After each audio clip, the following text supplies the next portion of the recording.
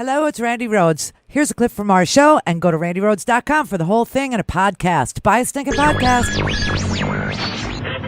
Mary had a little lamb. The fall. We believe that all men are created equal. To the magnificent mosaic that is America. From radio beacon to radio beacon. I have a dream today. Change has come to America. Believe me. Knock, knock. Who's there? It's a figment of your imagination. Randi Rhodes Show. Turn up your mind. We're concerned that the president's declaration and the apparent intention to deny all information is going to be a chilling effect or more.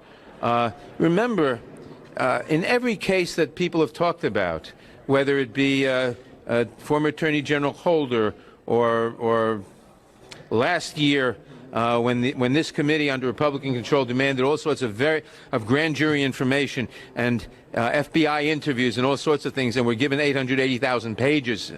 In every situation, there's been an accommodation, and there's been more or less information given.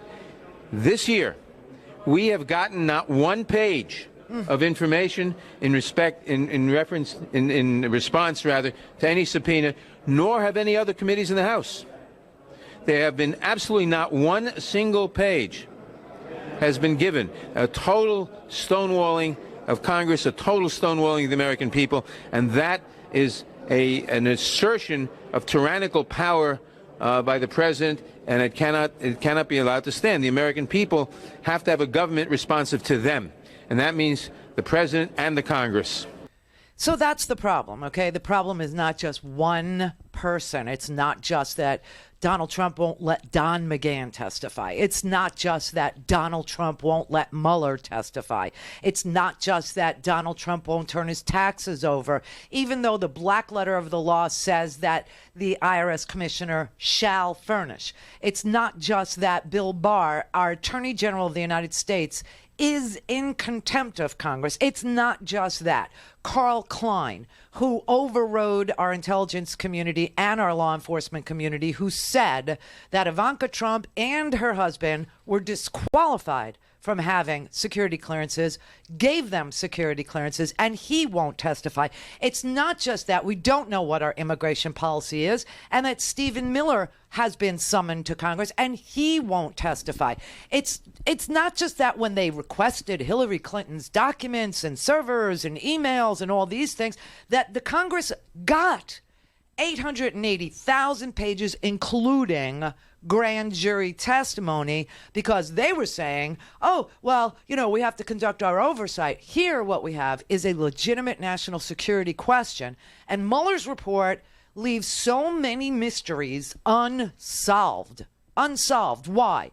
Because he concludes, after showing you 251 unbelievably strange contacts between the Trump campaign and Russian government officials and other Russian cutouts, after he demonstrates 251 contacts, he then says people lied so much to me, to our office, to Congress, destroyed documents, used encrypted apps where documents weren't maintained, that we couldn't reach the beyond a reasonable doubt standard. And then in the second part, he shows you the obstruction. He lays it out and then concludes that the president isn't cleared of obstructing his investigation, but that the OLC says you can't indict a sitting president with a crime. That leaves a lot of mysterious things, a lot of questions unanswered. So let him testify. Why won't if he believes Mueller cleared him and it's all the Bible and it's all good and his sycophantic Twitter followers and his crazy Facebook news feed providers and his sick ass podcasters who put conspiracy theories and gin up people to scream Hillary is the one that has to be locked up, why won't he let Mueller clear the air? Why won't he let Don McGahn clear the air? Let Junior clear the air. Let Kelly. Nobody even talks about Kelly. He wrote contemporaneous notes, too, about the clearances. At least we know that. saying, oh my God, this president is nuts, and he's giving clearances to people that law enforcement and the intelligence community said were disqualified from having them. He's giving them to them anyway. And these people are so easily compromisable by anybody who dangles any cash in front of them. They're desperate people who are desperate for cash, and they will do anything, including, become, citizens of the globe and say there are no peoples, there are no democracies. There's no America in Saudi Arabia. There's only petrodollars and shekels and pounds and electrodollars and one giant conglomeration of corporate, governance. I mean, this is their position. Sick. We have a man who loves chaos. Why? Because in chaos you can steal. I think we're also in a situation where there are all these balls in the air, and they are being juggled by perhaps the most unsteady hands we've had in the American presidency ever. Really? You think Yes. that's the situation? Yes, I think we have a governing crisis. You look at all of the issues. Are you saying this just from the White House or Congress as well, in terms of unsteady hand? But Trump's performance as president, we've got a confrontation with Iran, which could spiral out of control. Things with North Korea are not settled. We've got this trade war and all kinds of things going on with China. This is a dire situation. We've got all kinds of domestic issues. What about immigration? And so I found from my reporting and continuing, and I think this is supported by what CNN does, what my newspaper, the New York Times, that Trump impulsively sets policy, and the people who work for him are as bewildered and dazzled by the shifts and the inconsistency as anyone. So we have a government that's just not functioning. That's what we have. It isn't functioning. That's why nothing changes. That's why absolutely nothing gets done. That's why there is no good result for people who wanted a good result.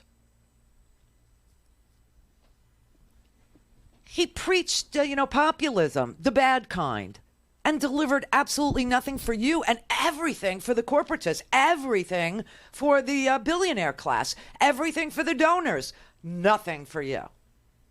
The only significant piece of legislation this president has passed has been the tax cut. What else has he done? Nothing. And it's a racket, baby. Conservatism is a racket. It's a big-ass racket. They are cruel, selfish, bigoted tools. And they play that card with you in order to bamboozle you into supporting a racket. He is the rackets.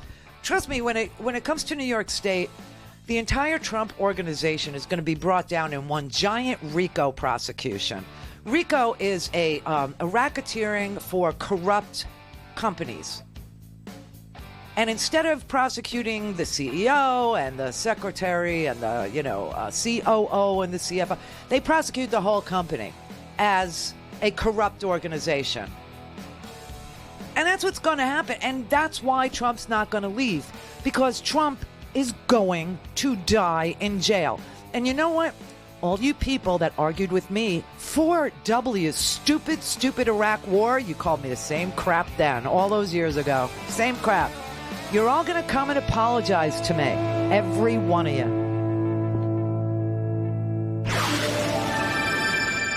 Go to RandiRhodes.com for the whole thing and a podcast. Buy a stinking podcast.